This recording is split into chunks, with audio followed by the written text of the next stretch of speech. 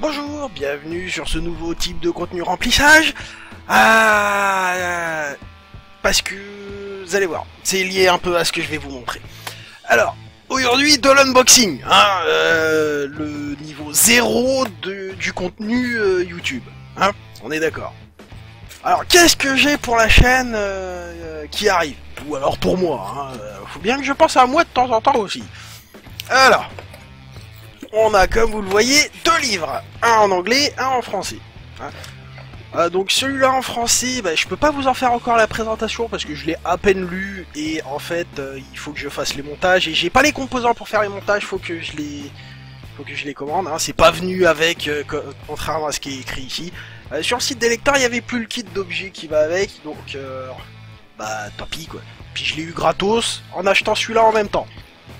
Alors celui-là, qu'est-ce que c'est? C'est sur les technologies analogiques de vidéo, et il se peut que ça me soit utile. Vous allez comprendre après pourquoi. Alors là-dedans, qu'est-ce qu'on a? Alors on a une carte assimilée Arduino, une Leonardo. Ça c'est pour aider un ami à faire un projet. Il veut se faire un levier de vitesse en H pour une simulation de bagnole, et comme il a un certain standard de qualité, mais que les produits Thrustmaster et compagnie ça il convient pas, il veut le faire lui-même. Du coup je vais l'aider. La petite carte Leonardo, c'est ce que j'ai trouvé de plus pratique à utiliser pour faire l'étape de prototypage, parce que c'est comme une Arduino classique, sauf que le microcontrôleur gère directement et est reconnu comme un périphérique USB. Du coup c'est beaucoup plus simple pour faire une manette de jeu vidéo par exemple, ce qui est plus ou moins voilà. Ensuite je me suis dit que pour des plus gros projets que je n'ai pas encore, une petite Arduino Mega, enfin assimilée de chez Joyid. Voilà, je me suis dit tiens ça peut être cool. Parce que on se retrouve vite à court de porc quand on commence à faire des projets un peu complexes, et comme j'ai en projet de faire un petit robot de jardinage, parce que j'adore le jardinage, manger des trucs sains, c'est mon trip, surtout les tomates. Quand on voit le goût des tomates de maintenant, je dis pauvre génération actuelle qui connaît pas le vrai goût des vraies tomates. Enfin bon, voilà. Donc lui, il va sûrement m'être utile en partie pour développer un petit robot de jardinage. Voilà. Alors ça sera pas utile avant longtemps. Ensuite, on a des petits câbles pour prototypage, parce que je me suis aperçu qu'il m'en manquait de deux types. Les mâles-mâles, non, c'est les femelles-femelles et femelles-mâles. Donc voilà. Là on voit il y a les deux types. Ces deux types là je les avais pas, il me manquait quelques couleurs aussi, du coup voilà.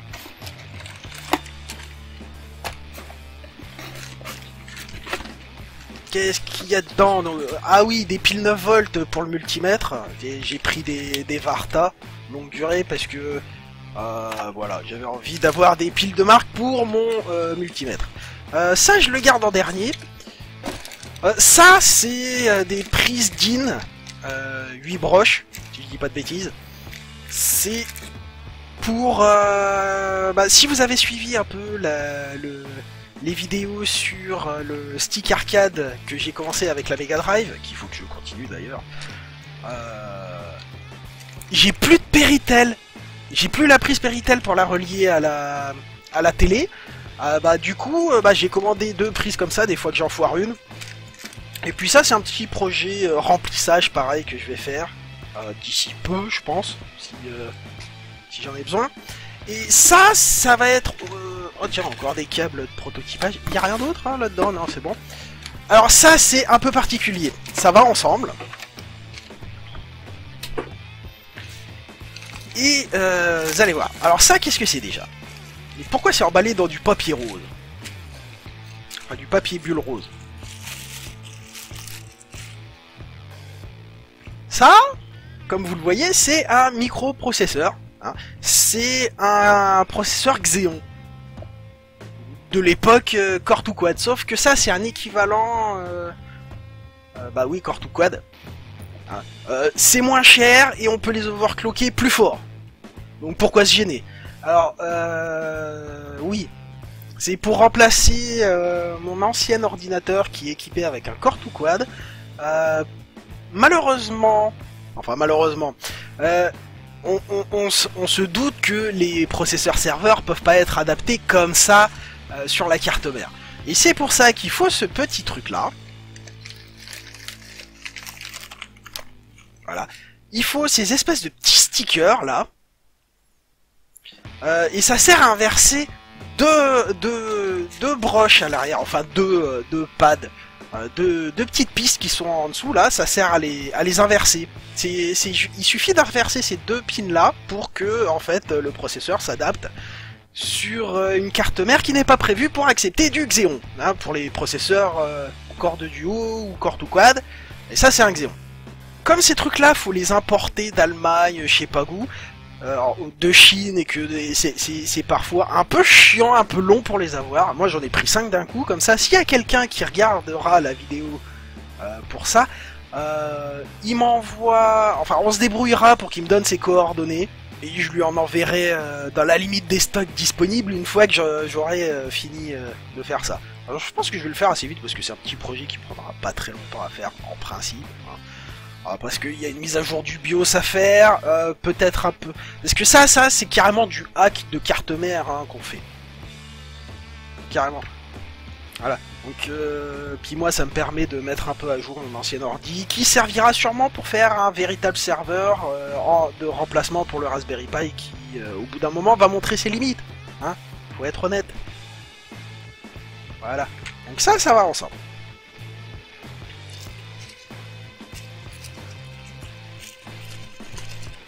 Voilà, et puis j'ai autre chose, hein, pour remplacer la réparation de la PS4 que j'ai terminée en la foirant allègrement. Enfin, elle est pas foirée parce que elle est plus ou moins réparée et j'ai réussi à la revendre. Hein. Enfin, au moment où vous verrez cette vidéo, elle sera revendue. Ne vous inquiétez pas. À la place, j'ai autre chose à réparer. À la place, j'ai ça. Bon, là ça rentre pas dans la webcam, donc bah je suis désolé, je vais prendre le carton sur mes genoux et je vais vous sortir les trucs un par un. Hop là. Alors, on reste dans le domaine des consoles, mais c'est autre chose. Hein. Je suis tombé sur une annonce eBay qui me proposait ça. Ouais. Alors, il y en a une qui fonctionne pas, c'était dans la même annonce, et ça c'est génial. Merci le gars, si jamais il passe par là, il reconnaîtra ses consoles, hein. Surtout que si... Voilà, c'est le bouton là. Donc ouais, il y a son disque qu'il avait dit pour différencier celle qui marche de celle qui marche pas. Donc si jamais il passe là et qu'il voit qu'est-ce qui va se passer, voilà. Hein, si jamais il passe sur la chaîne, j'en doute, mais on sait jamais. Voilà. Donc on va réparer de la Dreamcast. Qu'est-ce qu'elles ont, qu'est-ce qu'elle a la Dreamcast? A priori c'est celle-là qui... c'est bien celle-là qui n'a pas de disque, ouais voilà. Cette Dreamcast-là, a priori, n'a plus d'affichage fonctionnel. Et du coup, vous comprenez pourquoi j'ai acheté ce truc-là. Parce que avec en plus le truc de la Mega Drive, elle qui a un dysfonctionnement sur l'affichage, et que ça utilise des technologies analogiques, hein, encore, sur ces consoles là, voilà, ça va m'être utile, et je dois dire que je comprends grâce à ce livre pourquoi les adaptateurs pour vieilles consoles, pour les faire tourner, pour faire l'affichage sur les nouvelles télé, coûtent aussi cher en fait. Voilà, et parce que la conversion, elle est pas aussi simple que ça. C'est pas aussi simple que ça. Et donc, qu'est-ce qu'il y a dans ce carton, hein? Bah, du coup, bah, il y a aussi les manettes, hein.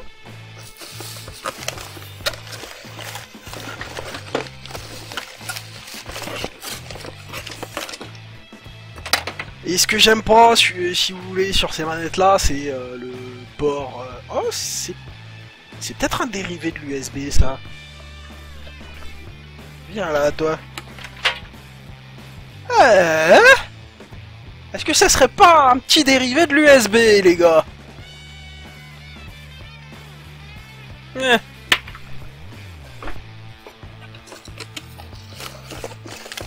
Ensuite, on a la Péritel ici, hein, avec le connecteur propriétaire hein, qui fait chier son monde. Une deuxième manette qui est toute verte avec une carte mémoire. La VMU, je sais pas si elle fonctionne, hein, on verra. Un câble d'alimentation. Et puis il y a un peu de papier. Voilà. Donc ça va être le prochain projet de dépannage. Pourquoi je le fais pas là tout de suite maintenant? Parce que en fait il faut que je réinstalle une télé dans mon atelier pour pouvoir vous montrer en fait le diagnostic, hein, parce que on va pas faire toutes les étapes habituelles, le diagnostic, le démontage dans la première vidéo. Et pour ça, il faut que je trouve une installation pour pouvoir filmer la télé pendant que je fais le diagnostic. Sans montrer ma sale tête et mon gros cul à la télé aussi. Et puis, pourquoi j'ai pris ça aussi? Parce que je suis un fanboy Sega. Voilà. Il me manque la Dreamcast dans ma collection de consoles Sega, sachant que pour moi, la Master System, elle n'existe pas. J'étais trop jeune quand elle est sortie, ça m'intéresse pas. Voilà. Il me manque la Game Gear aussi, mais il n'y a rien qui m'intéresse sur la Game Gear. Donc c'est elle qui m'intéresse, hein, c'est la Dreamcast. J'ai toujours voulu cette console. Et donc voilà, c'est pour ça que je veux aussi réparer cette console. Parce que il faut que quelqu'un puisse profiter d'une Dreamcast qui fonctionne et pas qu'elle se retrouve dans la décharge à polluer la nature. Hein, parce que, comme vous l'avez deviné, je suis un pro nature. Hein, sinon je ferai pas de réparation, je vous expliquerai pas comment on récupère, on recycle tout ça pour faire de l'électronique, pour s'amuser, hein. Et puis je veux continuer à faire pousser mes légumes, donc il faut participer à l'écologie de la planète. Et ça commence par, nous, on arrête de jeter nos consoles et on apprend à les réparer. Voilà. Donc bah voilà, c'est fini pour le contenu remplissage. Hein, bah, j'espère que ça vous a plu. Vous inquiétez pas, il y aura pas beaucoup de vidéos unboxing comme ça. Hein. Là, c'est vraiment du remplissage pour que je puisse faire l'installation pour débuter la série de vidéos sur la Dreamcast. Hein. Donc bah, j'espère que ça vous a plu, que c'était pas trop chiant. C'est mon premier unboxing. J'espère que c'est pas trop, enfin que j'ai fait ça un peu dans les règles de l'art. Voilà. Si vous avez des questions sur quoi que ce soit que j'ai présenté, n'hésitez pas. Il y a juste le bouquin.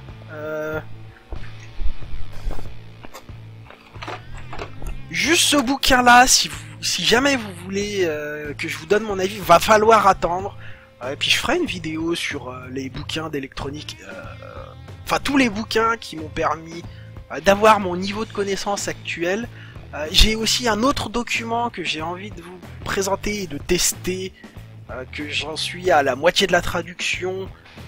Bon bah je vais vous spoiler ce que c'est, hein. C'est de la documentation pour réparer des MacBooks, des produits Apple. Et ça part des bases, donc c'est un truc que j'ai envie de tester en vidéo avec vous. Bah vu que la PS4 sera vendue, ça me permettra d'en acheter un pour tester le document, et puis aussi vous présenter sa chaîne et ce qu'il fait. C'est vraiment intéressant. Si on comprend l'anglais, parce que c'est un américain qui a fait ce document là, que je vous traduis, j'en suis à la moitié à peu près. Enfin non, un peu moins, un tiers. C'est Louis Rossmann, je vous mets le lien dans la description. Voilà, donc bah, j'espère que ce unboxing tout pourri, hein, parce que j'ai horreur de ça, les unboxings, je les regarde même pas chez moi non plus. Mais là je me suis dit que c'était un peu plus intéressant parce que c'est pas juste de l'unboxing pour faire mon kiki est le plus gros, regarde ce que je te claque à la gueule. Non, là c'est vraiment du contenu pour la vidéo, pour la chaîne qui arrive. Voilà. Elle, c'est pour très bientôt, dès que j'ai réussi à trouver une installation pour la télé. Donc, je vous dis à bientôt. J'espère que ça vous a plu. Bye bye.